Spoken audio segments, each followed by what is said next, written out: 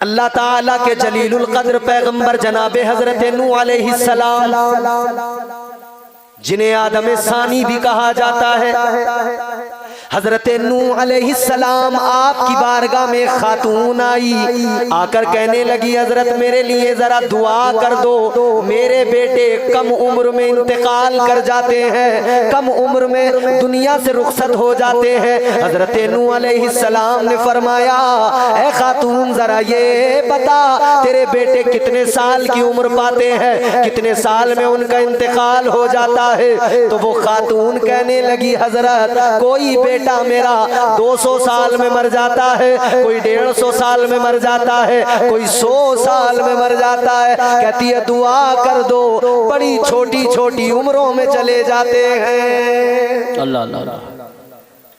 यहाँ 100 साल में गिनीज बुक ऑफ वर्ल्ड में नाम आ गया और वो कह रही है 100 साल की उम्र में, छोटी सी उम्र में मेरे बच्चे दुनिया से चले जाते हैं। तो फिर हिसाब लगाओ उस वक्त में उम्रें कितनी होती होंगी। कुरान कहता है हजरत नूह अलैहिस्सलाम ने 950 साल तबलीग की है। 950 साल। एक मजे की बात बताएं, उम्रें ज्यादा थी, टेंशनें कम थी, उम्रें छोटी हो गई, टेंशनें बड़ी हो गई। पहले के लोग 500 साल उम्र हो गई, 400 साल हो गई, 300 साल 200 साल उम्र हो गई, मगर घर कैसे होते थे? वही कच्चे, वही घास के छप्परों के घर। 500 साल की जिंदगी गुजार दी और यहाँ 50 साल की जिंदगी में परेशान है। टाइल्स लगाऊं के पत्थर लगाऊं, छत में भी अब फॉल सीलिंग कराना। उम्र छोटी मगर मकान देखो। हजरत नूह अलैहिस्सलाम ने उस खातून से यही फरमाया था। आपने फरमाया था तू इसे कम उम्र बता रही है, एक दौर आएगा, एक उम्मत ऐसी होगी कि उनकी उम्रें बड़ी छोटी होंगी। कहा कितनी? कहा वो तो 50 60 70 80 में निकल जाएंगे। तो वो बड़ी हैरान हुई सुन के, बड़ी हैरान हुई और वो कहने लगी है पैगंबर खुदा इतनी कम उम्र में, इतनी कहने लगी है पैगंबर खुदा अगर वो इतनी उम्र में दुनिया से चले जाएंगे वो तो कुछ भी नहीं कर पाएंगे, न मकान बना पाएंगे, ना अच्छा घर बना पाएंगे, कुछ नहीं कर पाएंगे। हजरत नूह अलैहिस्सलाम ने फरमाया अजीब बात तू सुन ले मेरी, उनकी उम्रें छोटी होंगी मगर घर ऐसे बनाएंगे कि उनसे पहले ऐसे घर किसी ने नहीं बनाए होंगे। बेशक बेशक बेशक बेशक, हमसे पहले बनाए थे किसी ने ऐसे घर। तुमने राजाओं के किले देखे हैं, बादशाहों के किले देखे हैं? अरे बड़े कंफ्यूज लोग, कुछ सरवर हिलाया करो, किसी ने तो देखे होंगे बादशाहों के किले। आज भी जाके देख लो, अपने घर की दीवार देखना, उस पे प्लास्टर है, उसके ऊपर पुट्टी है, उसके ऊपर पेंट है, उसके ऊपर जनाबे वाला फिर पीवीसी पैनल लगा दिए गए, उसके ऊपर से जो है यूवी शीट लगा दी गई, न जाने क्या क्या लगा दिया और तरह तरह की चीजें लगा दी। तुम उन बादशाहों के महलों में जाकर देख लो, वो दीवारें आज भी बताती हैं ये बादशाह जरूर थे मगर इनके महल आज जैसे तुम्हारे घर हैं उन सहूलतों के हिसाब से इनके महल नहीं थे। वैसे महल नहीं थे। आज तुम्हारे घर में फ्रिज है, तुमने फ्रिज का डोर खोला, गर्मी लगी है, प्यास लगी है, बोतल निकाली, एकदम ठंडी, पानी पिया। अगर उन बादशाहों को पता लगे कि हम बादशाह लोग घड़े के पानी पी पी के मर गए और आज के लोग मिनटों में पानी फ्रिज में ठंडा करते हैं, हमसे ज्यादा आलीशान सिस्टम इनका है और एक गरीब के घर में फ्रिज रखा है, तो सोचो उसके दिल पे क्या गुजरेगी। भाई हमारी जिंदगी उन बादशाहों से ज्यादा बेहतर गुजर रही है। किस चीज की कमी है हमारे, किस चीज की कमी है? फ्रिज है, कपड़े धोने के लिए वॉशिंग मशीन है, सोने के लिए बेड है बड़े आलीशान, हर सहूलत है मगर मामला ये है सारी सहूलतें हैं मगर फिर भी दिल बेचैन है, सारी सहूलतें हैं मगर फिर भी तबीयतों को करार नहीं। वजह क्या है? वजह ये है कि जबानों पे अल्लाह का जिक्र नहीं, पेशानियों पे सजदों का नूर नहीं। सबसे बड़ी वजह ये हो जाएगा चेहरा नूरानी और दिल में चमक आ जाएगी, हो जाएगा चेहरा नूरानी और दिल में चमक आ जाएगी। तुम रोज कलामे पाक पढ़ो, सांसों में महक आ जाएगी। सुभान अल्लाह, माशाअल्लाह माशाअल्लाह, सुभान अल्लाह। बहुत अपनी जिंदगियों में शामिल करें। आखिरत में हिसाब देना है हर चीज का। जर्रा जर्रा हश्र में कांटे पे तोला जाएगा, किबरिया के सामने हरगिज न बोला जाएगा। सारा हिसाब देना पड़ेगा। क्या किया दुनिया के अंदर, कितना कमाया, कैसे कमाया, वो हराम था या हलाल था, क्या किया, कैसे खर्च किया, कहाँ खर्च किया। कहीं तूने अपना कमाया हुआ अय्याशियों में तो नहीं उड़ा दिया, कहीं तूने अपना कमाया हुआ शराबों में तो नहीं उड़ा दिया, कहीं तूने अपना कमाया हुआ बदकारियों में तो नहीं उड़ा दिया, कहीं तूने अपना कमाया हुआ बेगैरती में तो नहीं उड़ा दिया। हिसाब देना पड़ेगा। याद रखना प्यारे, अल्लाह की अदालत सबसे बड़ी अदालत। आज दुनिया की छोटी छोटी अदालतें, इंसान की हालत देखो, छोटी छोटी अदालतों का बड़ा डर है, छोटी छोटी अदालतों का खौफ है। मगर मेरे प्यारो, सबसे बड़ी अदालत अल्लाह की अदालत है। उस अदालत का डर क्यों नहीं है, वो खौफ दिल के अंदर क्यों नहीं है। याद रखना, वो खौफ रखो अदालत का। अल्लाह की अदालत कायम होगी, अमाल तोले जाएंगे, बराबर हिसाब देना पड़ेगा। आज फिक्र करो, आज तैयारी करो। अगर गौसे आजम से प्यार है, उनकी सीरत से सीखो। उन्होंने इबादतें की है, जबान को जिक्र खुदा से तर किया है। उनकी जिंदगी में खशियत इलाही, उनकी जिंदगी में तकवा है, उनकी जिंदगी में परहेजगारी है, उनकी जिंदगी में इबादतों का ज़ौक़ है, उनकी जिंदगी में तिलावतों का शौक है। क्या किया उन्होंने सारी जिंदगी, खुद भी नेक अमाल किए और अपने मुरीदों को, अपने चाहने वालों को भी गलत रास्तों से बचाकर नेक राहों का मुसाफिर बना दिया। सुभान अल्लाह माशाअल्लाह। नारे तकबीर, नारे रिसालत, नारे गौसियत, मसलके आला हजरत उलमाए अहले सुन्नत। सुभान परवरदिगारे आलम खालिक़े कायनात रब्बे लम यज़ल व ला यज़ाल ने कुरान मजीद में फरमाया, व इबादुर रहमानिल्लज़ीना यमशूना अलल अर्दि हौना व इज़ा ख़ातबहुमुल जाहिलूना क़ालू सलामा। बोल दो सुभान अल्लाह। आपने कुरान सुना है, अल्लाह का कलाम सुना है। कुरान कहता है रहमान के बंदों की शान ये होती है कि वो जमीन पर अकड़ कर नहीं चलते। अकड़ना किस लिए होता है, क्यों आदमी अकड़ता है? अकड़ कहां से? गुरूर के सबब पैदा होती है, तकब्बुर के सबब बंदा अकड़ के चलता है। अजीजा ने गिरामी वकार, अल्लाह का कुरान कहता है अल्लाह वालों की पहली सिफत ये, उनका मकाम मर्तबा, स्टेटस, हैसियत ये, वो जमीन पर अकड़ कर नहीं चलते। आहिस्ता आहिस्ता नरमी के साथ, इनकिसारी के साथ, आजिजी के साथ वो जमीन पर चलते हैं। बेशक। तो अकड़ना रहमान के बंदों का काम तो है ही नहीं। बेशक। अकड़ना रहमान के बंदों की निशानी तो है ही नहीं। तो ये है किसका काम? जी। तो ये भी अल्लाह ताला के कुरान ने बता दिया अकड़ना किसका काम है। खालिक़े कायनात ने जब दुनिया के पहले आदमी को बनाया, अल्लाह ताला ने जब हजरत आदम अलैहिस्सलाम को पैदा फरमाया, परवरदिगार ने फरिश्तों को हुक्म दिया आदम को सजदा करो। सारे फरिश्तों ने सजदा किया, एक अकेला इब्लीस, उसने सजदा नहीं किया, वो अकड़ गया। पता लग गया अकड़ना रहमान के बंदों का काम नहीं, शैतान का काम है। सुभान अल्लाह माशाअल्लाह। नारे तकबीर, नारे रिसालत, नारे हैदरी, नारे गौसियत, मसलके आला हजरत, जश्न गौसुल वरा, कारी इम्तियाज बरकाती साहिब क़िबला। सुभान अल्लाह। समझ में आ रही है बात आपको जी? तो जरा सा मुझे एहसास होता रहे कि आपको समझ में आ रही है। अकड़ना शैतान का काम है, वही सबसे पहले अकड़ा। अजीजा ने गिरामी वकार जरा तवज्जो फरमाइए। कुरान कहता है रहमान के बंदे कभी अकड़ते नहीं, क्योंकि जो अकड़ जाते हैं वो बचते नहीं। अकड़ने वाले को खुदा पकड़ता जरूर है। बेशक बेशक।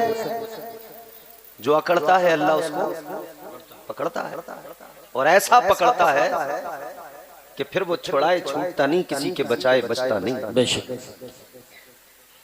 किसी कहने वाले ने बड़ी प्यारी बात कही, तू किसी और से न हारेगा, तू किसी और से न हारेगा, तुझको तेरा गुरूर मारेगा। बेशक बेशक बेशक। हक। अखलाक की दौलत से कभी दूर न होना। बेशक। अखलाक की दौलत से कभी दूर न होना। कौनैन भी मिल जाए तो मगरूर न होना। बेशक बेशक। सुभान अल्लाह। कभी नहीं अकड़। ए बच्चों, अल्लाह बेटे आराम से बैठे हो, खामोश। ये तो वो हाल कर रहे हैं, चप्पल चलाने को तैयार है। कारी साहब जरा सी छूट दे दी ना, उधम काट कर रख देंगे पूरे जलसे में। ये भी हमारी जिम्मेदारी है, हम अपने बच्चों को अच्छी तरबियत दें। रहमान के बंदे अकड़ते नहीं, इताअत करते हैं। किसकी? अल्लाह और उसके रसूल की। क्योंकि कुरान मजीद में अल्लाह ताला ने फरमाया अतीउल्लाह व अतीउर रसूल, हुक्म दिया इताअत अल्लाह की करो, अल्लाह के रसूल की करो। ये इताअत जरूरी है, ये इताअत तुम्हें इंसान बनाएगी, ये इताअत तुम्हें दुनिया में भी बेहतर बनाएगी, आखिरत में भी। बेशक बेशक। इताअत के सबब ही अंदर की खराबियां दूर होंगी। मगर अजीब हाल है, अजीब तमाशा है, नाक की लड़ाई हमारे मुआशरे में लड़ी जा रही है। हर आदमी अपने आप को आला साबित करने में लगा है, हर आदमी अपने आप को बेहतर साबित करने में लगा है। ऐ लोगों, एक जुमला बड़ा सादा सा है, और वो ये, हम अपने आप को उम्दा साबित करने में लगे हैं। अगर एनर्जी इसमें न लगाकर, उम्दा साबित करने में ना लगकर अपने आप को उम्दा बनाने में लग जाए तो काम बन जाएगा। सुभान अल्लाह, सुभान अल्लाह, माशाअल्लाह। भाई दो बातें हो गई, एक तो खुद को उम्दा साबित करना, बेहतर साबित करना, तो इसमें मेहनत करनी पड़ेगी, झूठ भी बोलना पड़ेगा, झूठ भी बोलना पड़ेगा इसमें, और इधर उधर की बातें बड़ी घुमानी पड़ेंगी। और एक ये कि खुद को आदमी बेहतर बना ले तो फिर साबित करना नहीं पड़ता, फिर वो बेहतर हो जाता। बेहतर बनने के लिए क्या करना जरूरी है? बेहतर बनने के लिए किन चीजों का इंसान को अपनी जिंदगी में शामिल करना जरूरी?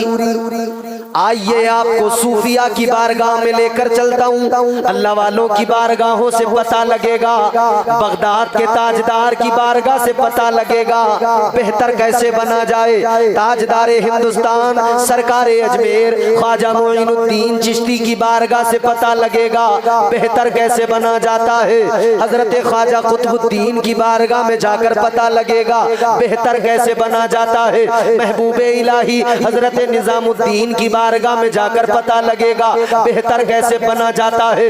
मखदूमुल मशाइख हजरत सैयदना अलाउद्दीन अली अहमद साबिर कलियरी, उनकी बारगाह में जाकर पता लगेगा बेहतर कैसे बना जाता है। याद रखो मेरे अजीजों, सिर्फ औलिया के नाम पर कव्वालियों में नाचने से कोई आदमी बेहतर नहीं बन जाता, ढोलके बजाने से कोई बेहतर नहीं बन जाता। अल्लाह वालों की बारगाहों में पता लगेगा बेहतर बना कैसे जाता है। आओ सारे औलिया की की तालीमात का निचोड़ देख लो, 3 बातों में सारी तालीमात सिमट जाती है, 3 बातों में तमाम बुजुर्गों की सारी तालीमात है। फरमाया गया बंदा अपने अंदर 3 बातें शामिल कर ले, 3 सुधार कर ले। पहला क्या फरमाया गया? कम खाना। बेशक बेशक सुभान अल्लाह। क्या जी बोल दो। अच्छा, कम खाने की बात तो नहीं बोलोगे, ज्यादा ही खाओगे। पहला कम खाना, दूसरा कम सोना, बेशक तीसरा कम बोलना। बेशक बेशक 3 बातें हैं, कम खाना, कम सोना, कम बोलना। अब इन 3 बातों के तनाजुर में हम खुद को देखें, हम कहाँ खड़े हैं। बोलने की बात आ जाए तो हमें आता जाता तो कुछ नहीं, मगर वकील हमसे बड़ा कोई नहीं। जी जी बेशक है नहीं। गांवों में जगह जगह, शहरों में जगह जगह तुम्हें मिलेंगे लोग बैठे हुए, चबूतरों पे बैठे हैं, बैठकों पे बैठे हैं, पेड़ के नीचे बैठे हैं, और सारी दुनिया की बातें उनसे वहां सुन लो। और इतनी लंबी फेंकम फांक है, अल्लाह रहम फरमाए, ईरान तुरान की सारी वहीं बैठे बैठे सुना देगा। एक हाजी जी थे, हम एक गांव में इमामत करते थे, हम कारी साहब। वो हाजी जी के पास रेडियो था, वो रेडियो में बीबीसी पे खबरें सुन के आते थे। बस अल्लाह की पनाह, उस बुड्ढे ने जीना हराम कर दिया। जितनी खबरें सुन के आते थे उतनी आके सारी मस्जिद में मुझे सुनाते थे। मैंने कहा हाजी जी तुम इतनी परेशानी उठाते क्यों हो, मुझे इतनी खबरें सुनाते क्यों हो? बोले कारी साहब क्या करूं, जब मैंने सुनी है तो किसी को सुनाऊंगा भी जरूर, वरना मेरा दिल नहीं मानेगा। रेडियो की कीमत जितनी है वसूल कर रहा हूं। मैंने कहा खुदा के बंदे कहीं और जाके वसूल कर ले, मुझे माफ कर दे।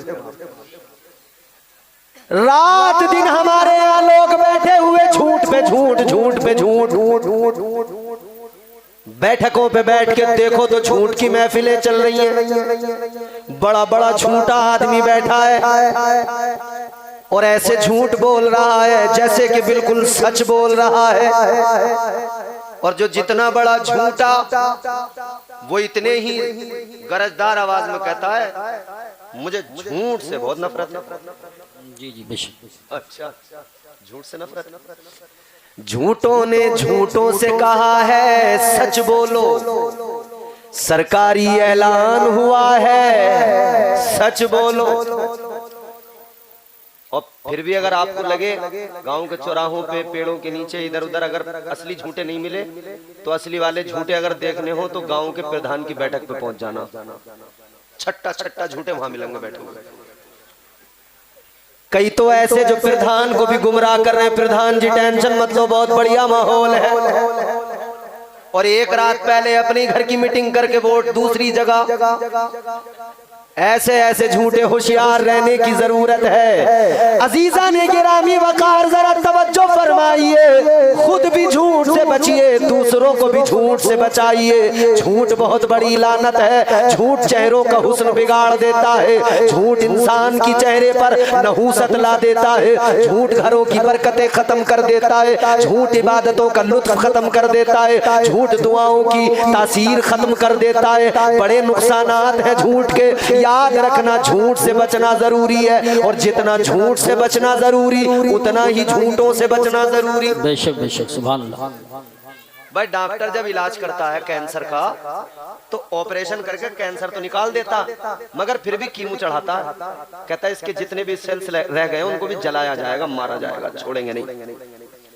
मतलब ये कि बीमारी के सेल्स अगर बाकी रह गए पीछे को जोर लगाएगी, और फिर उस तरफ को पीछे को खींचो तो दूसरी मतलब डायरेक्शन वो नहीं पकड़ेगी जिसमें आप ले जाना चाहेंगे। वही हमारी कौम का हाल है, जिस डायरेक्शन पे इस्लाम ले जाना चाहता है बकरी की तरह बिल्कुल ब्रेक लगा देते हैं, चलते नहीं उधर को। इस्लाम कहता है नमाज की तरफ आओ, मस्जिद की तरफ आओ, आका का ऐलान होता है, मुस्तफा फरमाते नमाज मेरी आंखों की ठंडक है, आओ नमाज की तरफ। तो बकरी वाली चाल पे आ गए, ब्रेक लगा दिया। इमाम साहब ऐलान पे ऐलान कर रहे हैं हय्या अलस सलाह हय्या अलल फलाह, आई नहीं रही। अच्छा, अब मसला ये था, टेस्ट नहीं हुआ था बहुत दिन से कि अगर इनकी डायरेक्शन चेंज की जाए फिर क्या होगा, तो वो लॉकडाउन में पता लग गया। जब डायरेक्शन चेंज की गई लोग समझ रहे थे मस्जिद में आने में तो प्रॉब्लम हो रही है, नहीं आना चाह रहे नमाज को, तो इनकी डायरेक्शन मस्जिद से पीछे घर की तरफ करी, तो अब मस्जिदों को भाग रहे थे, यानी पीछे ही चलेंगे, उल्टे ही चलेंगे, चाल उल्टी रहेगी।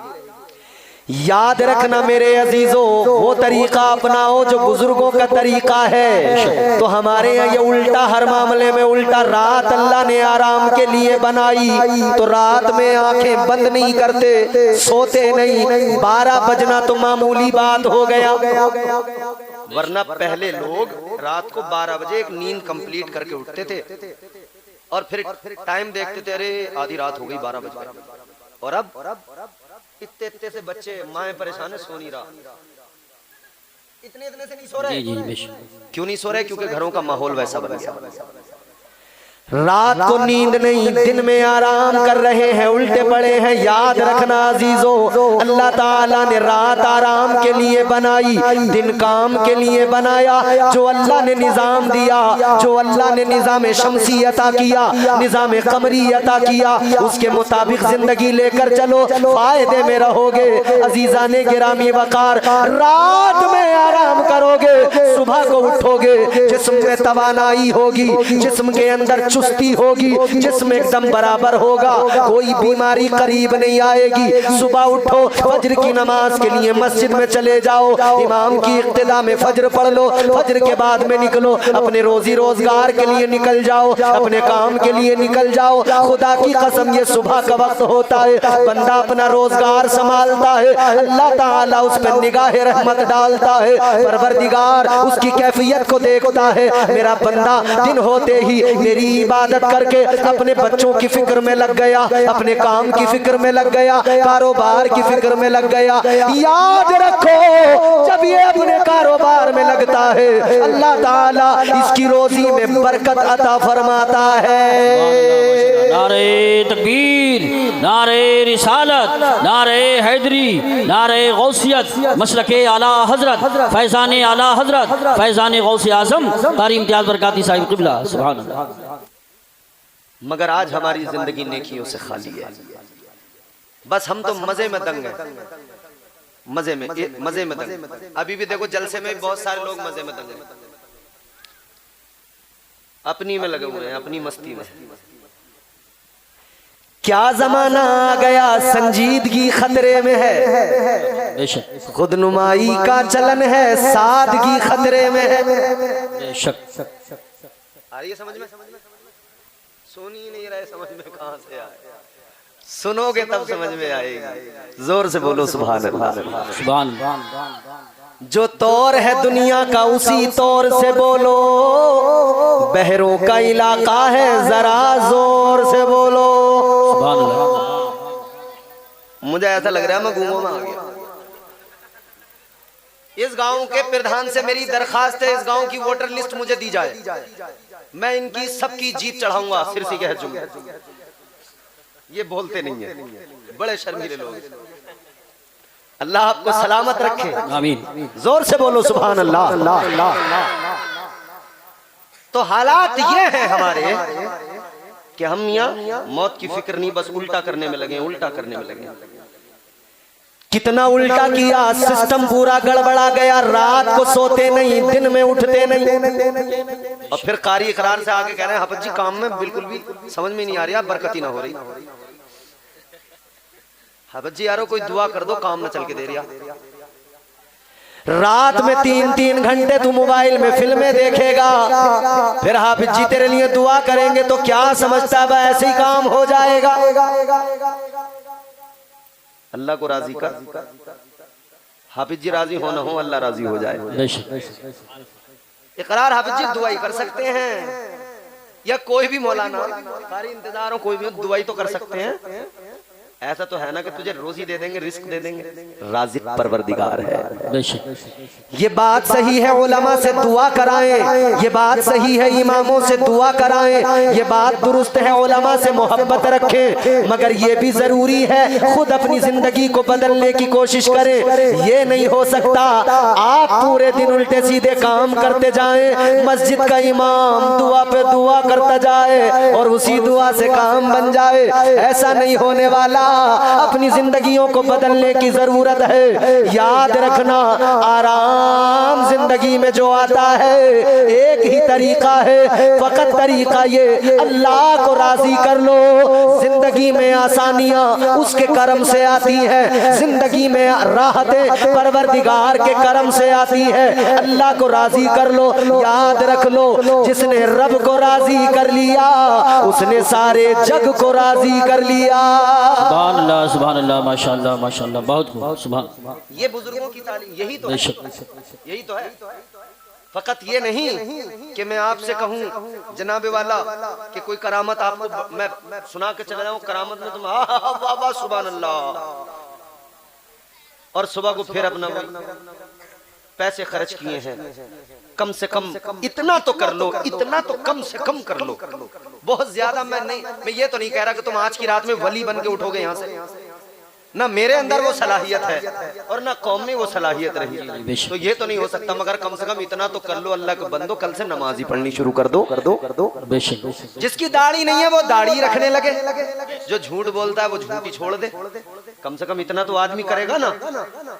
तो याद रखना, धीरे धीरे चीजें बदलती हैं, इस उम्मीद के साथ हम भी लगे हैं, ये उलमा भी लगे हैं। कोई तो दिन होगा जब ये कौम समझेगी, कोई तो दिन होगा जब बदलाव आएगा, कोई तो दिन होगा जब लोग समझेंगे अपनी हैसियत, अपना मकाम। और जिस दिन हमने जान लिया हम कौन हैं, जिंदगियां बदलने लगेंगी। एक पहचान है हमारी, ज्यादा कोई शनाख्त नहीं, बस एक पहचान है और वो ये है कि हम मदीने वाले आका के गुलाम हैं। सुभान अल्लाह माशाअल्लाह माशाअल्लाह, बहुत। इससे बड़ी हमारी कोई पहचान हो नहीं सकती। यही हमारी सबसे बड़ी पहचान है। हम मुस्तफा के नौकर हैं, हम ताजदार मदीना के गुलाम हैं।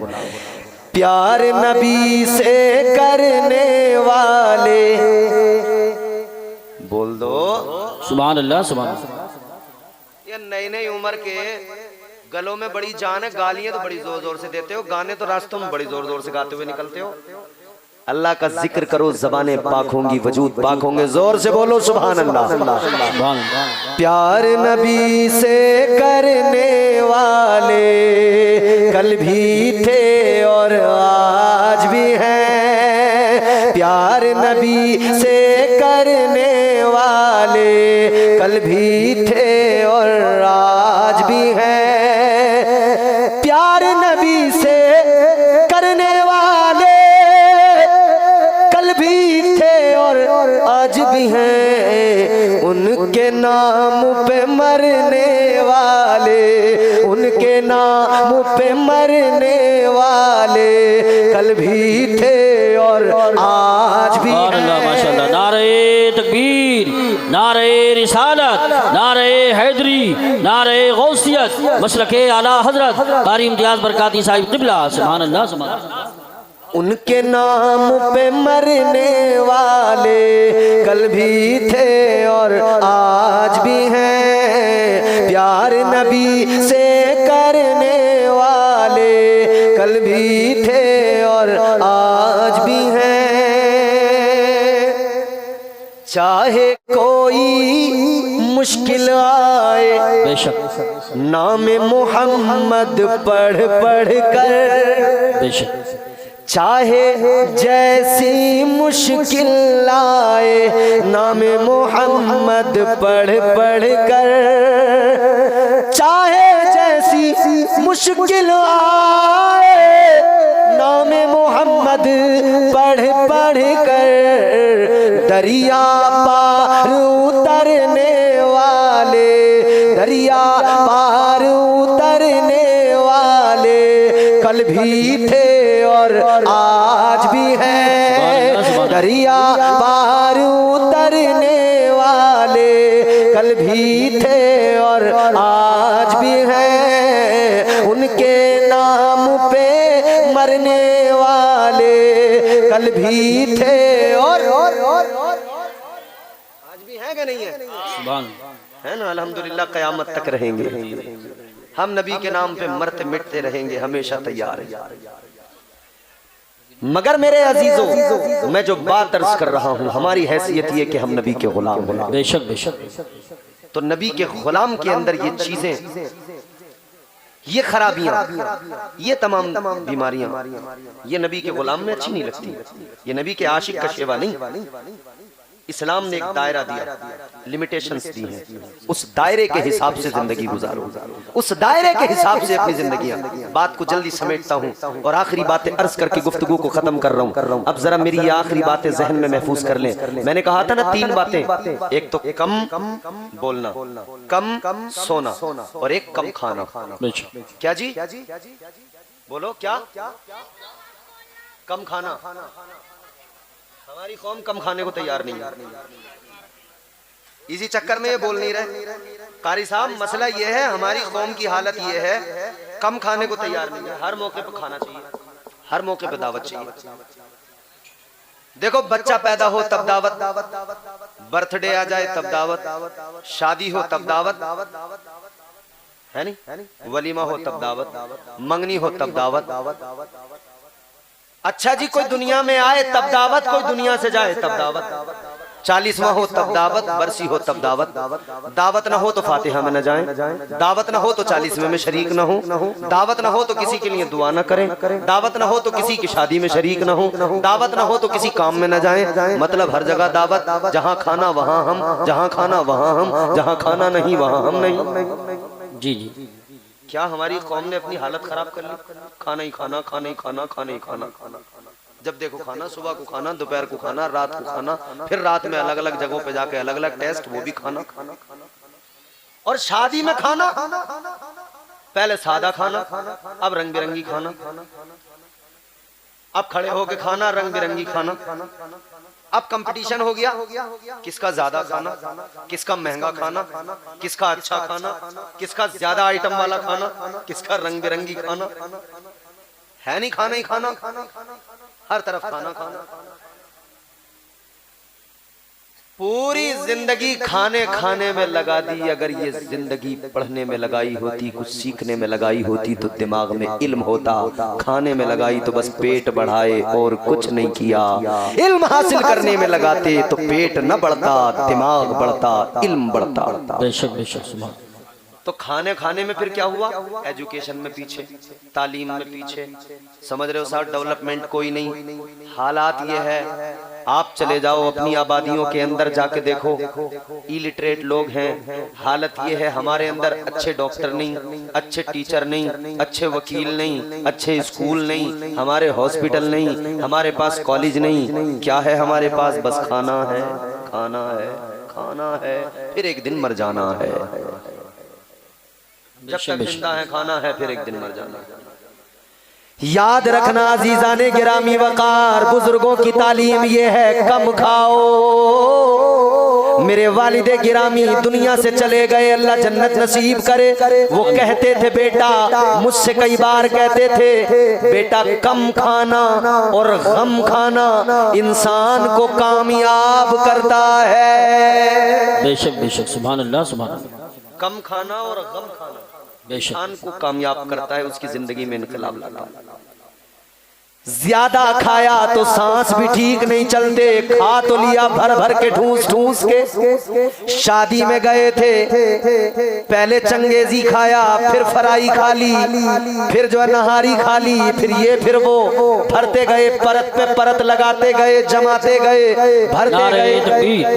नारे रिसालत, नारे गौसियत, मसलके आला हजरत, शाहीन शाहे खिताबत हजरत अल्लामा सैयद शवाहत मियां साहब क़िबला, शहजादे आले रसूल, शहजादे आले रसूल, शहजादे आले रसूल, पीरे तरीक़त हजरत अल्लामा सैयद शवाहत मियां साहब क़िबला जन्नत शरीफ, उलमा अहले सुन्नत। आप हजरात करीब करीब होकर बैठ जाएं। देखिए, मुक़र्रिर ख़ुसूसी जो पूरा हिंदुस्तान के, हिंदुस्तान से बाहर भी अल्हम्दुलिल्लाह तकरीरें होती हैं, और सैयद साहब क़िबला बड़ी मुश्किल से हाथ आते हैं, तशरीफ़ ले आए हैं, तो कदर करें, बैठ जाएं। बहुत जल्दी इंशाअल्लाह खिताब होने वाला है।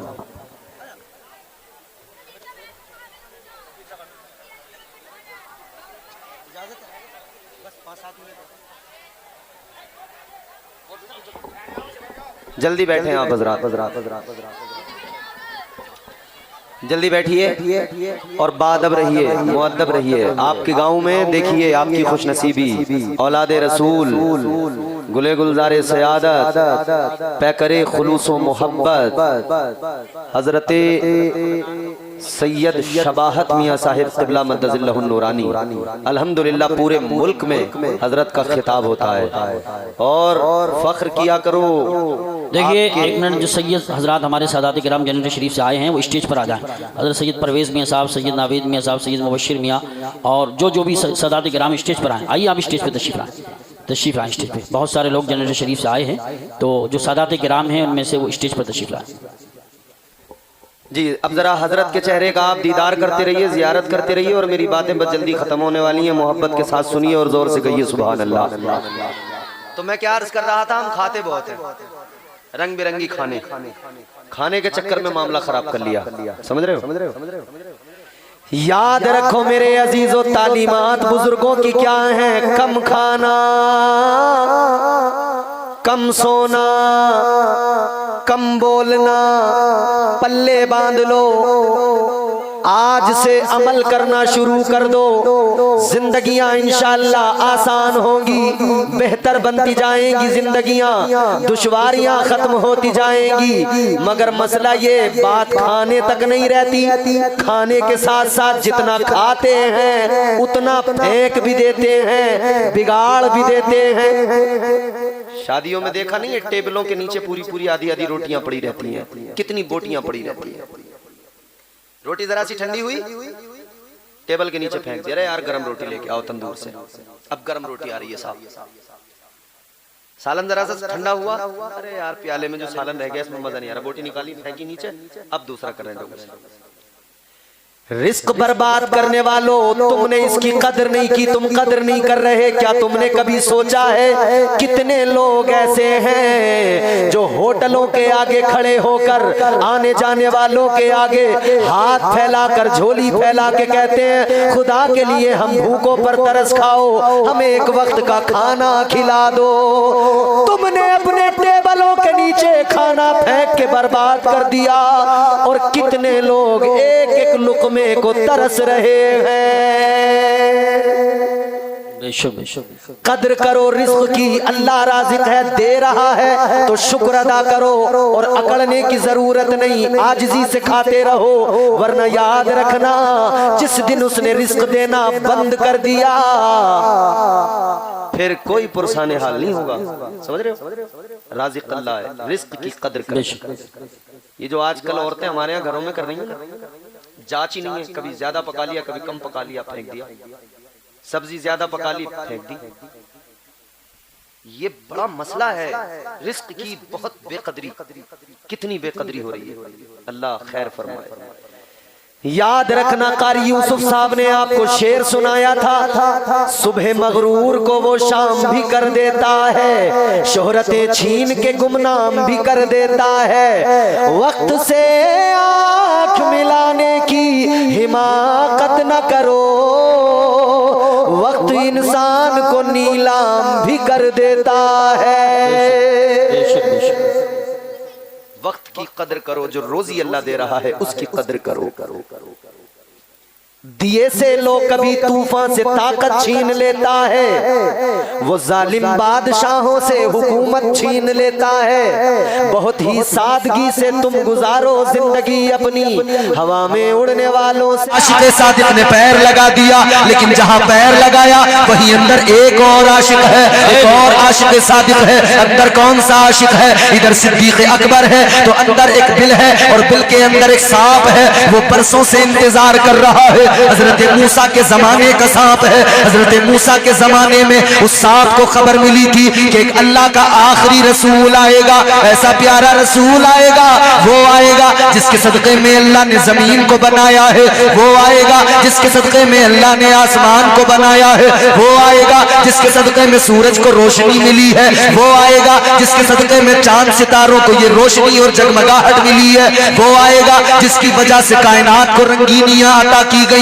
वो आएगा जिसकी वजह से कायनात को हुस्न अता किया गया। ये पूरी कायनात का निजाम इसीलिए है कि वो आने वाला है। उसको खबर मिली कि वो अल्लाह का महबूब होगा, अल्लाह का आखिरी रसूल होगा। अल्लाह उससे प्यार करता है और इतना प्यार करता है, इतना प्यार करता है कि वो आएगा बाद में। अल्लाह ने चर्चा पहले कर दिया, अल्लाह ने जिक्र पहले कर दिया, चर्चे पहले से हो रहे हैं, नबी बाद में आएंगे। अल्लाह अकबर। सांप को खबर मिली, इसने अल्लाह की बारगाह में दुआ की। सांप है, जानवर है, मगर इश्क जब होता है तो फिर इश्क इंसान को भी बेगाना कर दिया करता है। इश्क जानवर को हो जाए, वो जानवर भी मुमताज हो जाता है। और आकाए कायनात से जानवरों ने भी प्यार किया है, जानवरों ने भी मोहब्बत की है। अब देखो ये सांप कितना प्यार करता है। अल्लाह की बारगाह में दुआ करने लगा, ऐ रब्बे लम यज़ल वला यज़ाल, ऐ परवरदिगारे आलम, मैं तेरी बारगाह में दुआ करता हूँ या अल्लाह मुझे इतनी लंबी जिंदगी दे दे, इतनी लंबी जिंदगी दे दे कि मैं तेरे प्यारे महबूब आखिरी रसूल का दीदार कर लूं।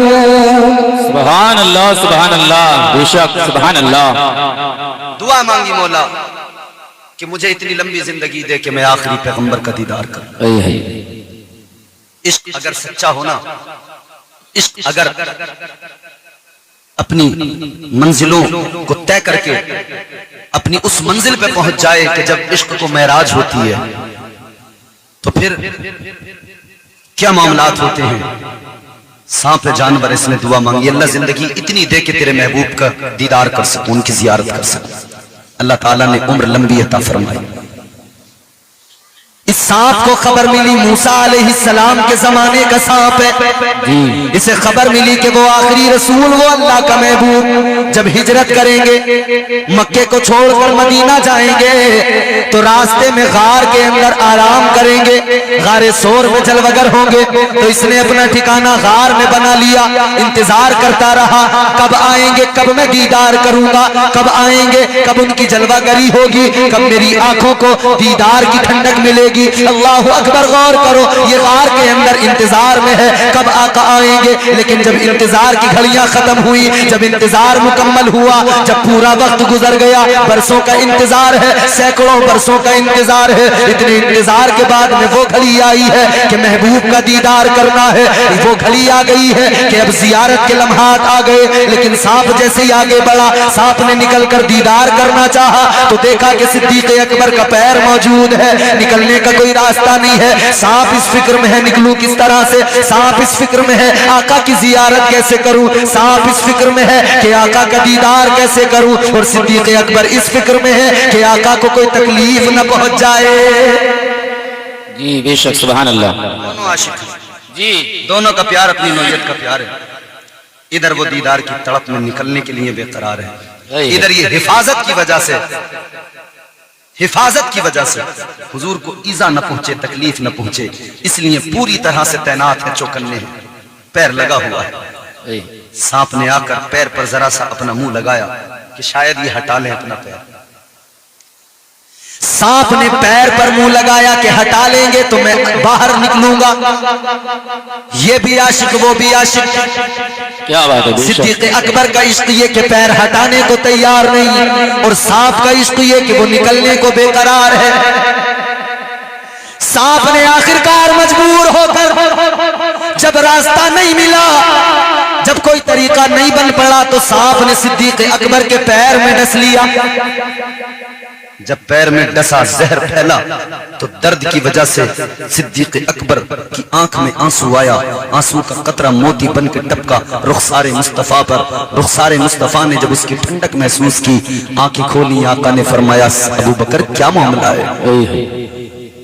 आका ने फरमाया अबू बकर बताओ आंख में आंसू किस लिए है, अबू बकर बताओ रोने की वजह क्या है, रोने का सबब क्या है, रोने की वजह क्या है, रीजन क्या है। अर्ज करने लगे या रसूल अल्लाह, ताजदारे मदीना पैर में सांप ने डस लिया है। आका ने फरमाया पैर हटाओ, इधर दिखाओ। सांप ने डसा मगर पैर नहीं हटा। ये इश्क था, ये इश्क था। पैर में सांप ने डस लिया मगर हटाया नहीं। अब जब हटाया, हुजूर ने कहा हटाओ, दिखाओ।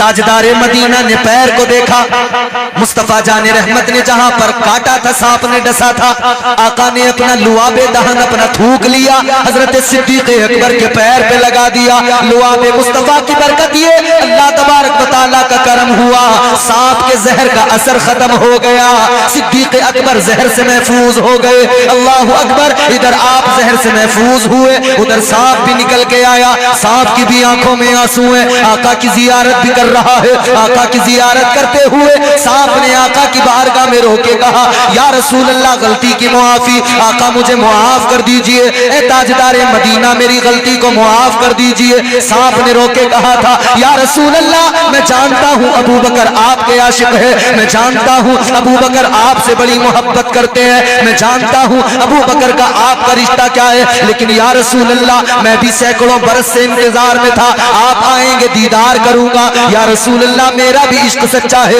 आका मेरा भी प्यार सच्चा है। या रसूल अल्लाह, इधर सिद्दीक अकबर पैर हटाने को तैयार नहीं थे, इधर मैं मुंतजिर था कि आपका दीदार करूं, मैं भी बेकरार था कि आपकी जियारत से अपनी आंखों को ठंडा कर लूं। या रसूल अल्लाह, जब मैं मजबूर हो गया, इन्होंने पैर नहीं हटाया, मैंने इसलिए नहीं डसा कि इन्हें तकलीफ पहुंचे, मैंने इसलिए नहीं डसा कि मुझे इनसे कोई परेशानी है जाती तौर पर। या रसूल अल्लाह, मैंने तो सिर्फ इसलिए डसा है कि डसूंगा तो पैर हटाएंगे, मुझे आपकी जियारत हो जाएगी। या रसूल अल्लाह, जियारत की वजह से मुझे ये करना पड़ा। अल्लाह अकबर, एक वो आशिक है, एक ये आशिक है, वो मरने को तैयार है मगर पैर हटाने को तैयार नहीं, और ये मारने को तैयार है मगर दीदार के बगैर इससे भी रहा नहीं जाता। सुभान अल्लाह। दीदार किए बिना इससे भी नहीं रहा जाता।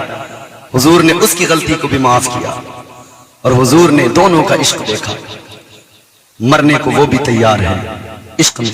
तो फिर हम इसीलिए तो कहते हैं, उनके नाम पे मरने वाले, सुभान अल्लाह, उनके नाम पे मरने वाले कल भी थे और आज भी हैं, उनके नाम पे मरने वाले कल भी थे और आज भी हैं।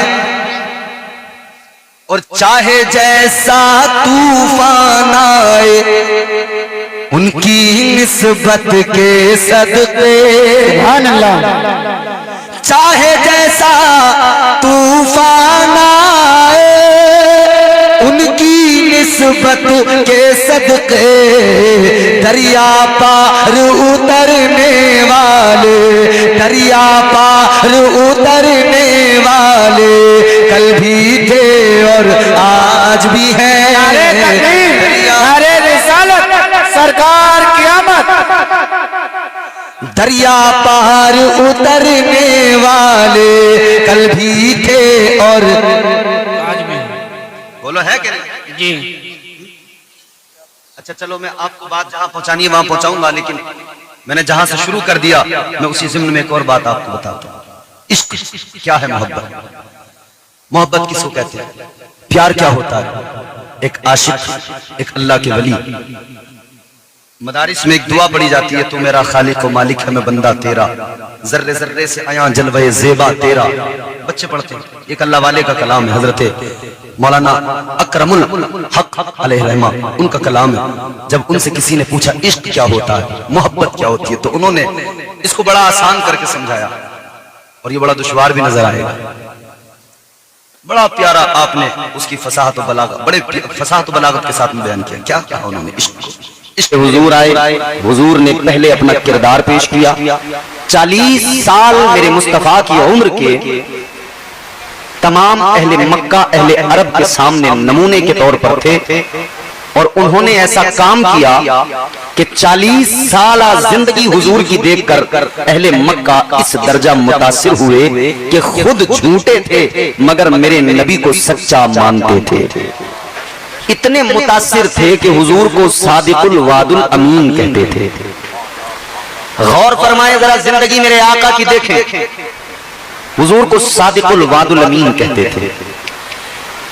ताजदारे मदीना वाली कायनात मुस्तफा जाने रहमत के प्यारे दीवानों, देखो जरा आका की जिंदगी।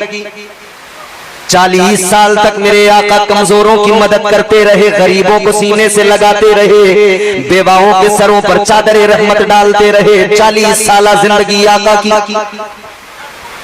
मुतासिर हो गए सारे अहले हिजाज, अहले अरब। फिर मेरे आका ने 40 साल गुजरने के बाद जब हुक्म अल्लाह का आया कि अब ऐलान नबुव्वत फरमाइए, तब मेरे हुजूर फारान की चोटी पे खड़े हुए। ताजदारे मदीना वाली कायनात मुस्तफा जाने रहमत ने फारान की चोटी पे खड़े होकर एलाए कलिमतुल हक बयान फरमाया। मुस्तफा जाने रहमत ने फरमाया, ऐ मक्का वालों जरा ये बताओ मुझे कैसा जानते हो, मुझे कैसा मानते हो। जवाब अहले मक्का ने दिया था, ऐ मोहम्मद अरबी सल्लल्लाहु ताला अलैहि वसल्लम, आपसे बढ़कर सच्चा कोई नहीं, आपसे बढ़कर अच्छा कोई नहीं। तो मेरे आका ने फरमाया, मुझे सच्चा मानते हो तो एक बात बताओ, अगर मैं ये कहूं कि इस पहाड़ के पीछे से एक लश्कर आ रहा है, वो तुम पर हमला करना चाहता है, क्या मान लोगे? कहने लगे मान लेंगे। कहा देखोगे नहीं? कहा नहीं देखेंगे। क्यों मान लोगे? कहने लगे इसलिए मान लेंगे कि हम जानते हैं आप झूठ नहीं बोलते, हम जानते हैं आप झूठ नहीं बोलते, मान लेंगे हम। हुजूर ने फरमाया अच्छा मान लो। तो मेरे आका ने अब ऐलान फरमाया कि अब अगर तुम मुझे इतना सच्चा गर्दानते हो तो फिर एक सच्ची बात सुन लो।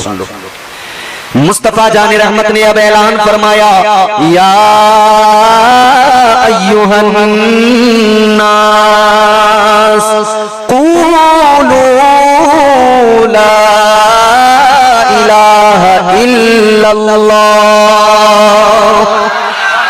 ताजदारे मदीना ने ऐलान फरमा दिया, ऐ मक्के वालों सुनो, ये लातो मनात हुबल इन सबके आगे सर झुकाना फजूल है। अल्लाह एक है, वही इबादत के लायक है, उसी को सजदा रवा है। आका ने ऐलान फरमाया, एक रब की इबादत करो, एक अल्लाह को मानो, वो एक अकेला है, उसके सिवा कोई इबादत के लायक नहीं है। अल्लाह के नबी ने ऐलान फरमा दिया, ऐलान तौहीद हो गया। इस्लाम का डंका अब यहां से बजा आगे। मगर इस मंजर को जरा देखें। एक बात हमेशा याद रखना, कहानी हमेशा एक से शुरू होती है। कितने से बोलो? जोर से बोलो। एक से। किसी एक को बेड़ा उठाना पड़ता है, किसी एक को अलम हाथ में लेना पड़ता है। गांव के अंदर कितने सरपंच होते हैं बताइए जरा। अगर 10 सरपंच बना दिए जाए फिर क्या होगा? ये सरपंच ही आपस में लड़ते रहेंगे, काम नहीं होगा। मुल्क के अंदर प्राइम मिनिस्टर कितने होते हैं? एक स्टेट, एक सूबे के अंदर सीएम कितने होते हैं? चीफ मिनिस्टर एक। कहानी एक से शुरू होती है। एक मुल्क के अंदर एक बादशाह, एक मुल्क के अंदर एक वजीर आला, वजीर आजम, एक मुल्क के अंदर एक प्राइम मिनिस्टर बनाने वाली दुनिया। ये दुनिया के लोग अपने ही उसूल को तोड़ देते हैं। क्यों? कैसे? एक जमीन का टुकड़ा, एक मुल्क, जब उस पर निजाम कायम होता है, बादशाह कायम की जाती है, एक बादशाह बनाया जाता है, मगर ये सारी जमीन तो अल्लाह की, सारी कायनात तो अल्लाह की, सारा जमाना मेरे रब का, कुल कायनात अल्लाह की, कुल बादशाह अल्लाह की, सबसे बड़ा बादशाह तो परवरदिगार है। तो अपना उसूल जो यहाँ बनाया है, उसी उसूल को जरा अपनी नजरों के सामने रखकर फिर सोचो, फैसला करो। एक मुल्क के लिए एक वजीर, तो जब सारी मिल्कियत, सारी कायनात एक अल्लाह ने बनाई है, तो उस एक को मानो, अनेक को न मानो। उस एक के आगे सर झुकाओ ना। ये थोड़ी है कि कहीं भी झुक जाओगे, कहीं भी झुक जाओगे कहीं। ये पैगाम करबला में हुसैन ने दिया। इमाम हुसैन ने ऐलान फरमाया, हम एक अल्लाह की इबादत करने वाले लोग हैं, ये हमारा सर अल्लाह की बारगाह में झुकता है। अब वक्त के चाहे जितने बड़े यजीद आ जाए, ये सर झुक नहीं सकता है। हुसैन ने सर तो कटा दिया मगर झुकाया नहीं, और दुनिया को बता दिया, जमाने को पैगाम दे दिया, लहू से सब्र की शम्मा जला रहे हैं हुसैन, सितम के मुंह पे तमाचा लगा रहे हैं हुसैन। ये उनकी फतह मुबीन की ये उनकी फतह मुबी का सबूत रोशन है। गला कटा के भी कुरान सुना रहे हैं हुसैन। हुसैन ने मिजाज दिया, सर झुकेगा तो अल्लाह के हुजूर। कहानी एक से शुरू होती है, कायनात का बादशाह एक है, कायनात का मालिक एक है, कायनात का निजाम चलाने वाला एक अल्लाह है। आगे बढ़िए। ऐलान नबूवत मुस्तफा ने किया। मक्के के सरदार खड़े हैं, मक्के के चौधरी खड़े हैं, मक्के की अवाम खड़ी है सामने। अबू जहल, अबू लहब, अतबा, उतैबा, शैबा, ये तमाम सरदार खड़े हैं। मालदार भी खड़े हैं, गरीब भी खड़े हैं, गुलाम भी खड़े हैं, सब खड़े हैं सामने।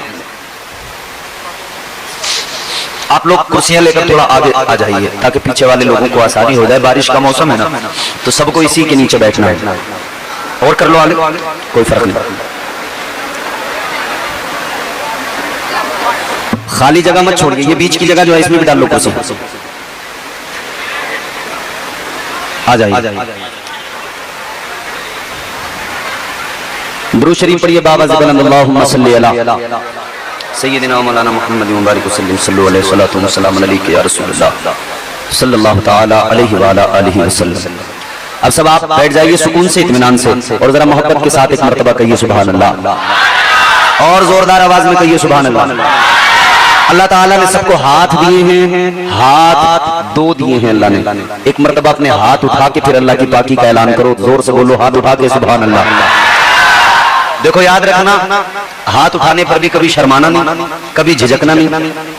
वजह यह है कि हाथ उठाने के फायदे बड़े हैं। ये सिर्फ मौलवी लोग अपनी मर्जी से यूं ही नहीं उठवा देते, इसके फायदे हैं। फायदे क्या हैं? मैं कुरान की एक आयत सुनाता हूं आपको, फिर आपको कुरान से समझ में आएगा कि हाथ उठाने का फायदा क्या है। परवरदिगार आलम खालिक़े कायनात रब्बे लम यज़ल व ला यज़ाल ने कुरान मजीद में ऐलान फरमाया, अल यौमा नख्तिमु अला अफ़वाहिहिम व तुकल्लिमुना अयदीहिम।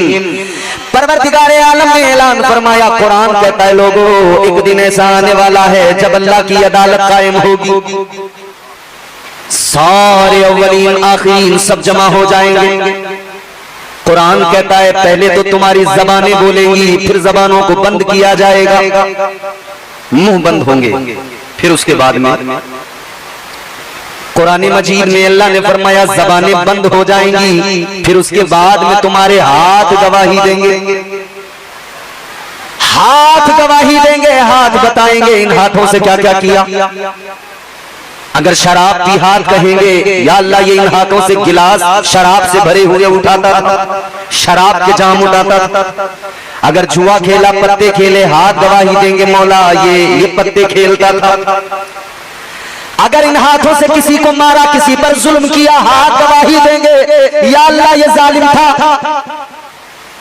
मगर इसके बरक्स अगर ऐसी किसी महफिल में बैठकर इन हाथों को उठाकर गवाह बना लिया और अल्लाह का जिक्र कर लिया, हाथों को उठाकर रब की पाकी का ऐलान कर दिया, सुभान अल्लाह कह दिया, अल्लाह का जिक्र कर दिया, तो याद रखना ये हाथ कल मैदान महशर में अल्लाह की अदालत में अर्ज कर देंगे, ऐ परवरदिगार ये तेरा बंदा गुनहगार तो था, मगर मौला जब ये तेरा जिक्र सुनता था तो ये हाथों को उठाकर तेरी पाकी का ऐलान करता था। तो यकीनन बड़ा फायदा मिलेगा उस वक्त में कि जब आज के हाथ उठाए हुए कल गवाही दे रहे होंगे। मेरे नबी ने ऐलान नबूवत किया, मक्के के सरदार खड़े हैं, अरब के लोग खड़े हैं, अबू जहल, अबू लहब, अतबा, उतैबा, शैबा, ये सारे के सारे अभी तक कह रहे थे कि मोहम्मद अरबी सल्लल्लाहु अलैहि वसल्लम, कह रहे थे आपसे बढ़कर सच्चा कोई नहीं, मगर अब मानने से इनकार कर दिया। जब मेरे नबी ने फरमाया मैं अल्लाह का पैगंबर हूं, अल्लाह का नबी हूं, मानने से इनकार कर दिया। जब ताजदारे मदीना ने ऐलान फरमाया ईमान ले आओ, इस्लाम कबूल कर लो, इनकार कर दिया। मानने से सिर्फ इनकार नहीं किया बल्कि जानी दुश्मन भी बन गए। आका की अदावत इन्होंने अपने दिलों में अब पालना शुरू कर दिया, इनकार भी किया, दुश्मन भी बन गए। जुमला बहुत बड़ा है अब जो आ रहा है। ताजदारे मदीना ने ऐलान किया तो आपकी मौजूदगी में आपके मुसल्ले पे खड़ा हो तो हुजूर आप नमाज पढ़ाए, हुजूर ने नमाज पढ़ाई। बहरहाल तबीयत अलील है, बुखार है, फिर वो जिंदगी का आखिरी दिन है आका की। मेरे मुस्तफा जान रहमत बुखार तेज है तो उसकी वजह से खुश्की होने लगी। हुजूर ने मिसवाक को पानी में डुबो दिया और बार बार मिसवाक को मुंह में रखते हैं कि उसकी वजह से कुछ खुश्की दूर हो।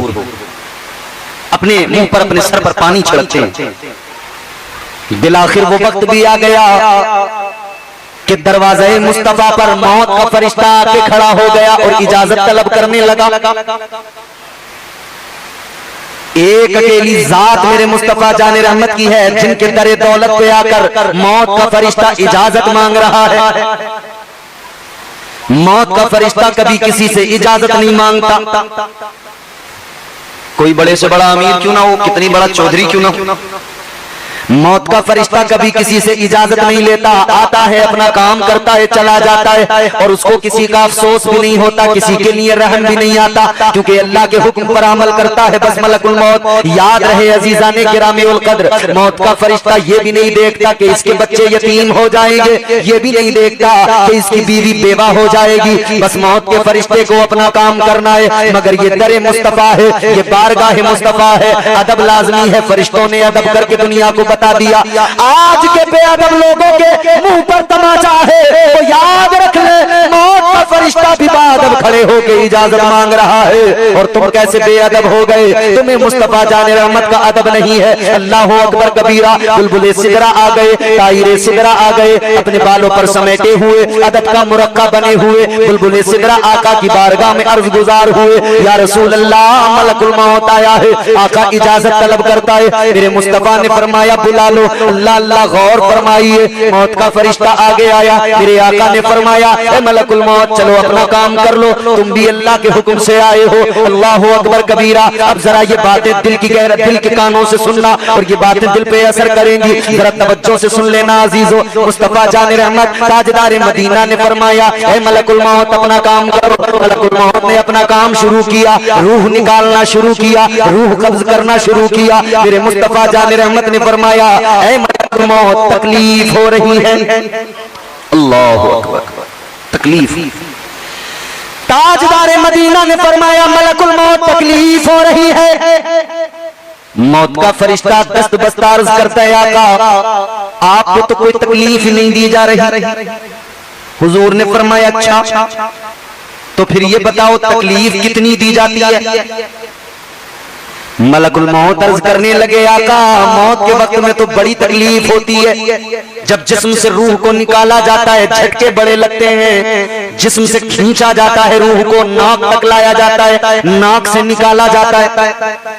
मौत का फरिश्ता अर्ज करने लगा या रसूल अल्लाह बड़ी तकलीफ। मेरे आका ने फरमाया बोलो कितनी। कहने लगा आका इतनी कि जैसे किसी जिंदा बकरी की खाल को यूं खींच लिया जाए, जिंदा बकरी की खाल को यूं खींच के उतार लिया जाए, कितनी तकलीफ होगी उसको। अर्ज करते हैं आका इससे भी ज्यादा तकलीफ मरने वाले को होती है। इतना सुना तो मेरे आका की आंखों में आंसू आ गए, चश्माने नबूवत भीग गई, आंसुओं से तर हो गई। सुनो सुनो उम्मतियों, अपने उम्मती होने पे जरा रश्क किया करो। मदीने के सुल्तान की आंखों में आंसू आ गए, मुस्तफा जाने की आंखें भीग गई। आका ने फरमाया ए मलकुल मौत जरा ये बताओ क्या मेरे उम्मतियों को मौत की तकलीफ पहुंचेगी। जी या रसूल अल्लाह मौत के वक्त तो हर मरने वाले को तकलीफ होती है। अब जुमला सुनो मेरे आका का। इमामुल अंबिया ने फरमाया ए मलकुल मौत सुनो, जितनी भी तकलीफ देनी हो आज मुझे दे दो, मगर सुनो मेरी उम्मत को तकलीफ न देना। जो न भूला हम गुलामों को रजा, हर हाल में याद किया, हर वक्त याद किया। यहां लोग मरते हैं ना, रोते हैं किसके लिए? अपने लिए। हुजूर रो रहे हैं किसके लिए? अपनी उम्मत के लिए। ताजदार मदीना वाली ये कायनात मुस्तफा जाने रहमत दुनिया से रुखसत हुए, दुनिया से जाहिरी तौर पर विसाल हुआ। कोहराम बर्पा हो गया मदीने के अंदर। बैठा था अगर कोई तो खड़ा ना हो सका, खड़ा था तो बैठ ना सका। सारे मदीने में कोहराम बर्पा हो गया। कैफियत ऐसी अजीब सी हो जाती थी, जिसको खबर मिलती खड़ा था तो खड़ा रह गया, बैठा था कोई तो बैठा रह गया। हजरत उमर फारूक आजम बैठे हुए थे, किसी ने आकर खबर दी, बस बैठे ही रह गए। ऐसे हो गए कि जैसे जिस्म से जान निकल गई, हिला जुला रहे लोग, उठ नहीं पा रहे। कितने सहाबा तो ऐसे थे जब ये खबर सुनी, बस सुनी तो इतना गहरा सदमा, इतना गहरा दर्द हुआ कि दुनिया से रुखसत हो गए। बर्दाश्त न कर सके आका की जुदाई। कैसे बर्दाश्त करते, जिनके शबो रोज हुजूर के चेहरे की जियारत करते करते गुजरते थे, कैसे बर्दाश्त करते। एक सहाबी अपने खेत के अंदर काम कर रहे हैं, पीछे से जवान बेटा आया, पीछे से जवान बेटे ने आकर कहा अब्बा गजब हो गया। बाप ने कहा बेटा क्या हो गया? पीछे से बेटा रो के कहता है अब्बा गजब हो गया, हुजूर दुनिया से रुखसत हो गए। इतना कहा तो सहाबी ने पलट कर भी नहीं देखा, पीछे जवान बेटा खड़ा है, मुड़कर भी नहीं देखा।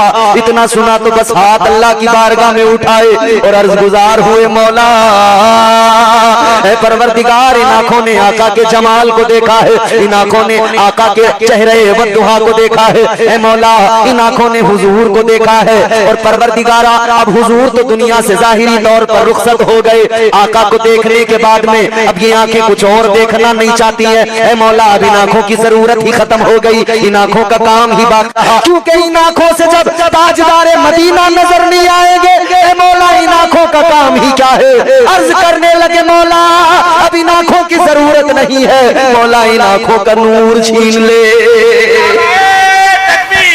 अर्ज करने लगे मौला इन आंखों का नूर वापस ले ले, या अल्लाह इन आंखों की जरूरत नहीं। अल्लाह अकबर, इस दर्द से दुआ की है, इस दर्द से रब की बारगाह में फरियाद की है, ये फरियाद कबूल हो गई। आंखों का नूर चला गया, नाबीना हो गए, मगर इस नाबीना होने पर मगमूम नहीं थे, बल्कि यूं कहते थे इन आंखों ने जमाले मुस्तफा को देखा है, अब इन आंखों को और कुछ नहीं देखना है, अब इन आंखों को जमाने की रानाइयां नहीं चाहिए, कुछ नहीं देखना है, इन आंखों में बस मुस्तफा जान रहमत का चेहरा बसा है। अल्लाह अल्लाह, ये सहाबा की कैफियत। मगर सुनो सुनो, एक दूसरी कैफियत भी मदीने में है। इधर तमाम सहाबा जमा हुए, हजरत अबू बकर सिद्दीक ने सबको संभाला है, हालात को संभाला है। हजरत अबू बकर सिद्दीक ने बड़ी मेहनत की है लोगों को हालात को संभालने में। अल्लाह अकबर, गौर फरमाइए। अब मुस्तफा जान रहमत की अब जो है तैयारी के, अब चलो गुस्ल दिया जाए, तो कौन गुस्ल दे, कौन आका को गुस्ल दे? तो कहने लगे भाई ताजदारे मदीना वाली ये कायनात को गुस्ल देना है, महबूबे खुदा को गुस्ल देना है, मामूली बात नहीं। कौन कौन आगे बढ़ेगा जो हुजूर के जिस्म से कपड़े हटाकर फिर हुजूर को गुस्ल देगा? किसमें इतनी हिम्मत है? कौन जुर्रत कर सकता है? हुजूर का इतना अदब कि आखिरी गुस्ल हुजूर को देते हुए वो अदब दरमियान आ रहा है कि कौन आगे आए, वो हया दरमियान आ रही है कि कौन हुजूर का कपड़ा निकाले, कौन गुस्ल दे। अभी ये सोच ही रहे हैं कि अल्लाह का करम भी देखो, परवरदिगार का फजल भी देखो।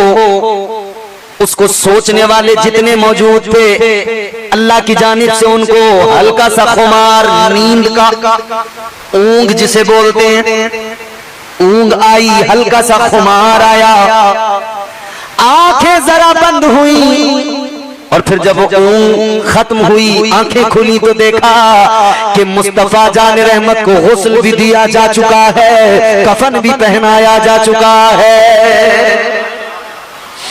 अल्लाह ताला ने खुद इंतजाम किया, खुद रब ने गुस्ल का एहतमाम किया। अलगरज, अब तदफीन के ताल्लुक से बात हुई, कहां दफन किया जाए? तो चंद सहाबा ने कहा कि आका का आबाई वतन मक्का है, वहां अल्लाह का घर है काबा का, वहीं पर ले चलो, वहीं पे दफन कर देंगे।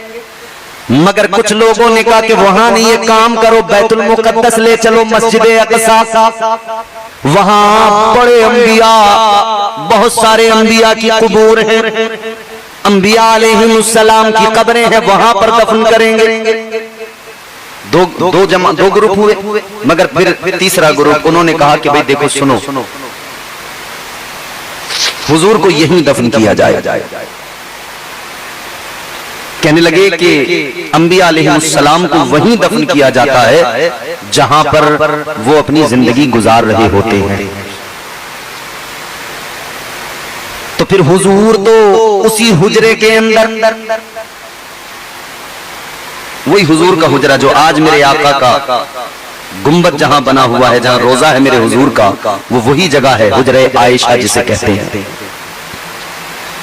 उसी के अंदर कहा यहीं पर तदफीन होगी। ताजदारे मदीना वाली कायनात मुस्तफा जाने रहमत को उसी हुजरे के अंदर वहीं पर आका की तदफीन अमल में आई। हुजूर की तदफीन हो गई, मगर गम हल्का न हो सका। सहाबा बेकरार फिरते थे, रोते थे। हजरत बिलाल हबशी ये गम बर्दाश्त न कर सके, मदीना छोड़कर चले गए मुल्क शाम। कितने लोग मदीने से चले गए। हुजूर की सवारी जानवर याफूर दीवारों में सर मारने लगा। हुजूर की ऊंटनी छलांग लगा दी कुएं के अंदर। जानवरों को भी आका के जाहिरी विसाल का गम था और तमाम असहाब को भी जाहिरी विसाल का गम था। सब गमगीन थे, मगर दूसरी तरफ एक सिचुएशन और भी कि अब हुजूर के बाद में खलीफा कौन, मुसल्ले मुस्तफा की इमामत किसके हवाले की जाए। तो अब मीटिंग शुरू हुई, और मीटिंग एक जगह पर नहीं, दो जगहों पर। एक जगह अंसार जमा हुए, अंसार सहाबा, एक जगह मुहाजिर जमा हुए, मुहाजिरीन। ये अंसार और मुहाजिरीन आप समझते होंगे, जो मक्के से हिजरत करके मदीना आए वो मुहाजिर कहलाए, और जो मदीने वाले थे वो अंसार थे। तो उधर तो अंसार की मीटिंग चल रही है, वहां पर किसी ने कहा है कि अंसार में से कोई होना चाहिए जो अब खिलाफत की जिम्मेदारी को संभाले।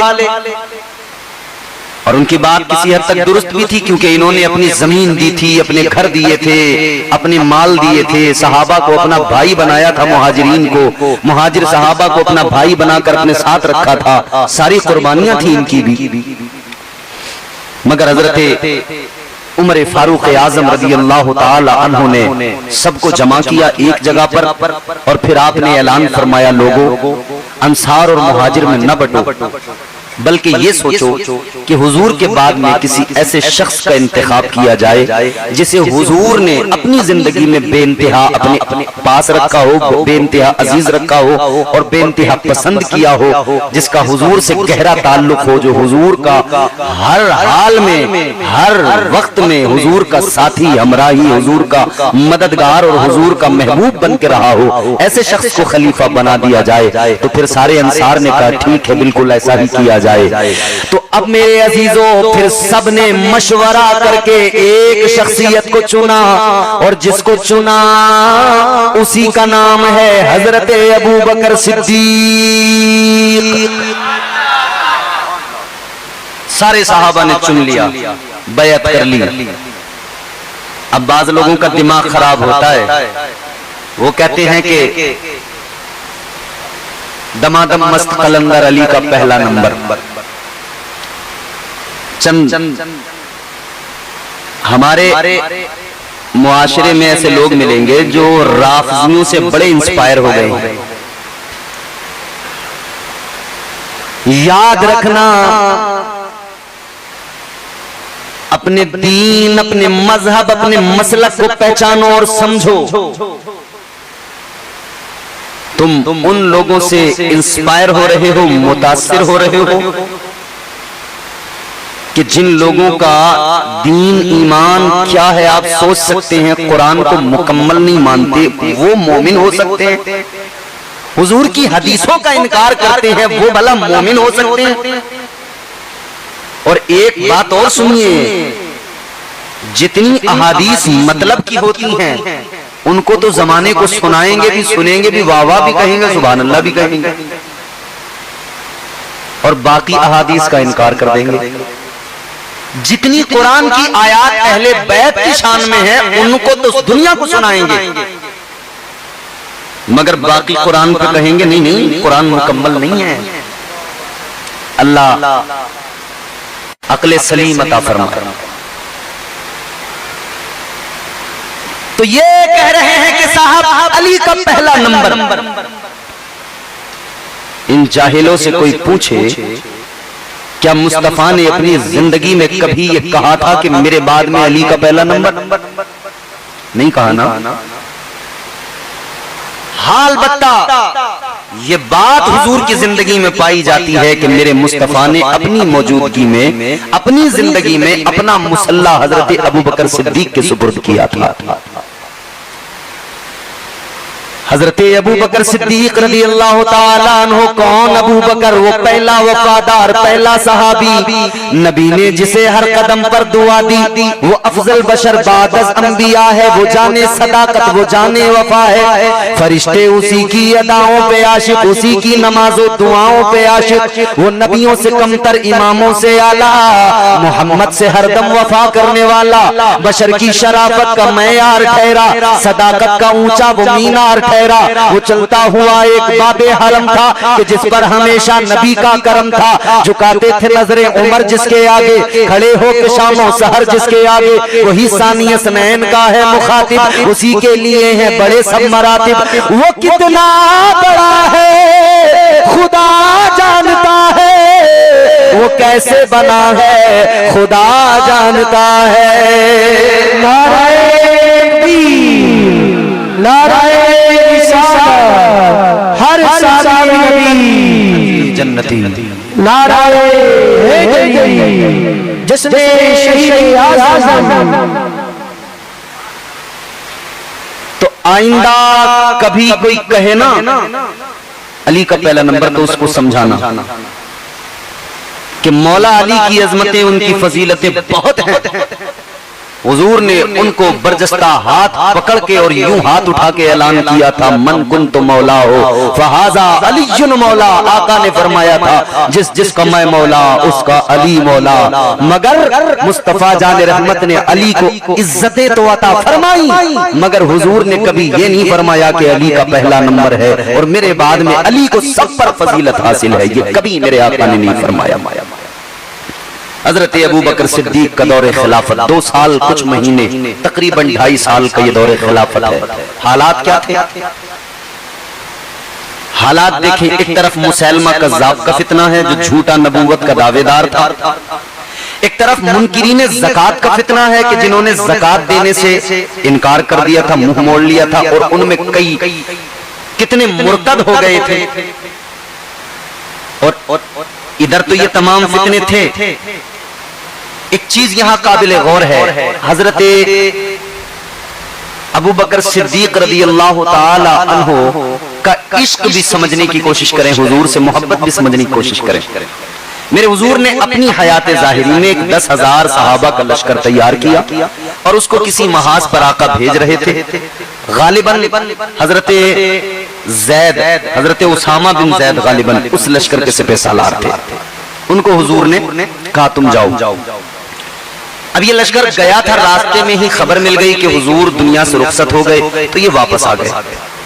हजरत अबू बकर सिद्दीक खिलाफत के ओहदे को संभालने के बाद में इधर ये फितने थे, मगर उधर हुजूर ने जिस लश्कर को रवाना किया था वो बात भी हजरत अबू बकर सिद्दीक के पेश नजर थी।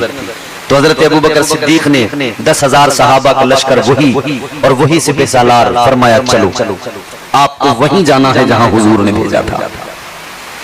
हजरत उमर फारूक आजम रज़ी अल्लाह ताला अन्हु अर्ज करने लगे, ऐ अबू बकर सिद्दीक सुनो, ये जो अभी फितने सर उठा रहे हैं, इधर भी मुजाहिदीन की फौज की जरूरत है, सहाबा की जरूरत है, तो लिहाजा अभी मत भेजो। अभी इधर ये फितने जो हैं इनको जरा दबा लो, फिर उसके बाद में भेज देना। लेकिन हजरत अबू बकर सिद्दीक कहने लगे, ऐ उमर सुनो सुनो, जिस लश्कर को मेरे आका ने रवाना किया था उस लश्कर को मैं रोक नहीं सकता, क्योंकि ये फैसला मेरे मुस्तफा का था और जो मेरे आका का फैसला है है वो फैसला बदला नहीं जा सकता है, हुजूर के फैसले में तब्दीली नहीं की जा सकती है। हजरत अबू बकर सिद्दीक ने इस लश्कर को रवाना किया और इस तरह के सिपह सालार, लश्कर के सिपह सालार कमांडर के ऊंट की नकेल को पकड़कर खुद साथ साथ पैदल चलने लगे, मदीने से बाहर तक रुखसत करने आए। अल्लाह अल्लाह, सिपह सालार ने लश्कर के कहा था, हजरत आप मुझे ऊपर बैठा कर पैदल न चले, मैं नीचे उतर जाता हूँ। तो मेरे अबू बकर सिद्दीक फरमाने लगे कि सुनो सुनो, तुम बैठे रहो, नीचे उतरने की जरूरत नहीं, मैं भी चाहता था इस लश्कर के साथ जाऊं क्योंकि ये लश्कर मेरे आका ने तैयार किया था। तो सुनो सुनो, इधर इधर मुझ पर खिलाफत की जिम्मेदारियां हैं, मैं जा तो नहीं सकता, मगर मैं इतनी दूर इसलिए नकेल ऊंट की पकड़ कर चल रहा हूं कि जब कयामत के दिन इन लश्कर वालों का नाम लिया जाए, इनका शुमार किया जाए, तो इनमें ऊंट की रस्सी पकड़ने वाले के तौर पे मेरा नाम भी पुकारा जाए। हजरत अबू बकर सिद्दीक हैं, मुसैलमा कज़्ज़ाब के फितने का सर कुचला। हजरत अबू बकर सिद्दीक ने हालात को संभाला और 2.5 साल के अंदर मदीने के अंदर बहारें आ गई। पूरे आलम इस्लाम ने हजरत अबू बकर सिद्दीक की खिलाफत के नजारे देखे, खुशहालियां, माहौल साजगार हो गया। मगर बिलाखिर हर इंसान को दुनिया से जाना है, ये निजाम कुदरत है। कुल्लु नफ्सिन ज़ाइक़तुल मौत, हर नफ्स को मौत का जायका चखना है। हजरत अबू बकर सिद्दीक रज़ी अल्लाह ताला अन्हु तकरीबन 2.5 साल खिलाफत करने के बाद में वो वक्त आया कि आपको अब अंदाजा हो गया कि अब मेरा दुनिया से जाने का वक्त आ रहा है। आपने अपने घर वालों को बुलाया, जमा किया और कुछ वसीयतें फरमाई। हजरत अबू बकर सिद्दीक ने फरमाया, सुनो, जब मेरा इंतकाल हो जाए मुझे गुस्ल देना, कफन पहनाना, जनाजा तैयार करना, लेकिन एक बात याद रहे, मेरा जनाजा तैयार करके नमाज जनाजा भी पढ़ लेना, मगर मुझे दफन न करना। का हुजूर किस लिए? फरमाने लगे, मेरे जनाजे को उठाना, बारगाह मुस्तफा में ले जाना, रोज़े मुस्तफा के दरवाजे पर मेरे जनाजे को रखना और आका की बारगाह में इतना अर्ज कर देना, या रसूल अल्लाह, यारे गार, यारे मजार बनने की तमन्ना रखता है, जनाजा रख के इंतजार करना। अगर दरवाजा खुल जाए और अंदर से आवाज आ जाए, अगर आका मुझे बुलाएं तो मुझे हुजूर के पहलू में दफन कर देना, और ना बुलाएं तो कहीं भी दफन कर देना, जन्नतुल बकी में दफन कर देना। वसीयत कर दी। हजरत अबू बकर सिद्दीक रज़ी अल्लाह ताला अन्हु का जब इंतकाल हुआ, आपके घर वालों ने, आपके रुफका ने, आपके तमाम अहबाब ने जनाजे को तैयार किया, गुस्ल दिया, कफन पहनाया, जनाजा कंप्लीट किया, नमाज जनाजा पढ़ी, फिर उसके बाद जनाजे को उठाया, रोज़े मुस्तफा के दरवाजे पर ले जाकर रख दिया। ताजदारे मदीना, वाली कायनात मुस्तफा जान रहमत के दरवाजे के सामने, हुजूर के रोजे के सामने रख दिया और सब ने मिलकर अर्ज कर दिया, या रसूल अल्लाह, ये यारे गार आया है, इजाजत चाहता है। या रसूल अल्लाह, अबू बकर की तमन्ना है कि आपके पहलू में दफन किया जाए, इजाजत तलब है। आका, अगर इजाजत होगी तो दफनाया जाएगा। जनाजा रखकर इंतजार करने लगे।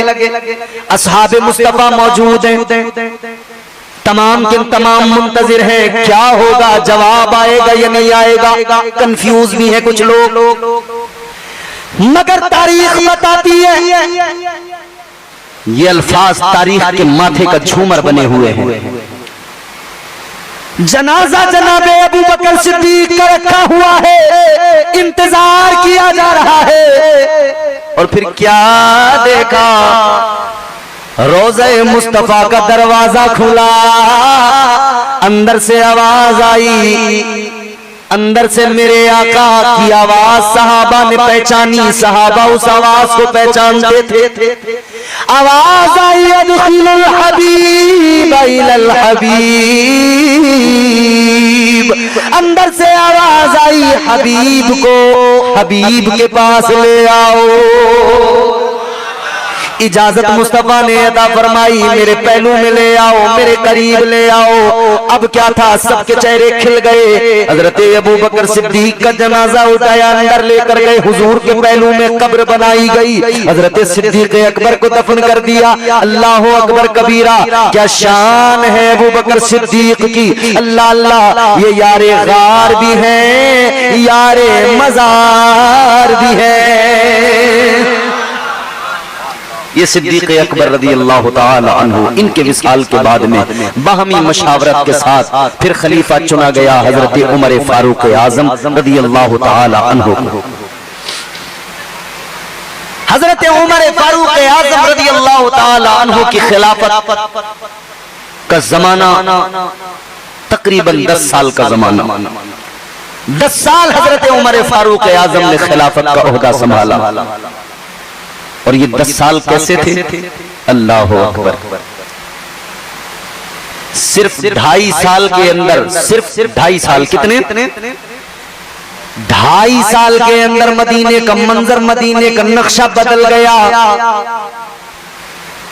एक सहाबी मुस्तफा ने एक दूसरे मुल्क से कुछ माल भेजा मदीने में हजरत उमर की बारगाह में कि ये गरीबों में तकसीम कर दिया जाए, ज़कात का माल है।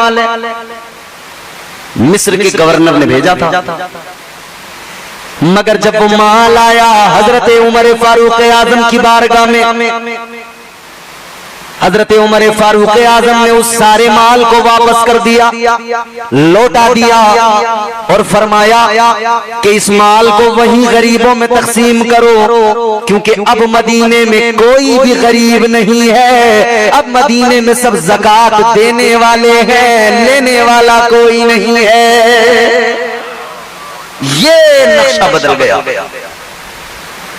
जब इधर से वापस गया ना, हजरत उमर ने फरमाया भाई यहाँ तो कोई लेने वाला ही नहीं है, तुम वहीं गरीबों में बांट दो।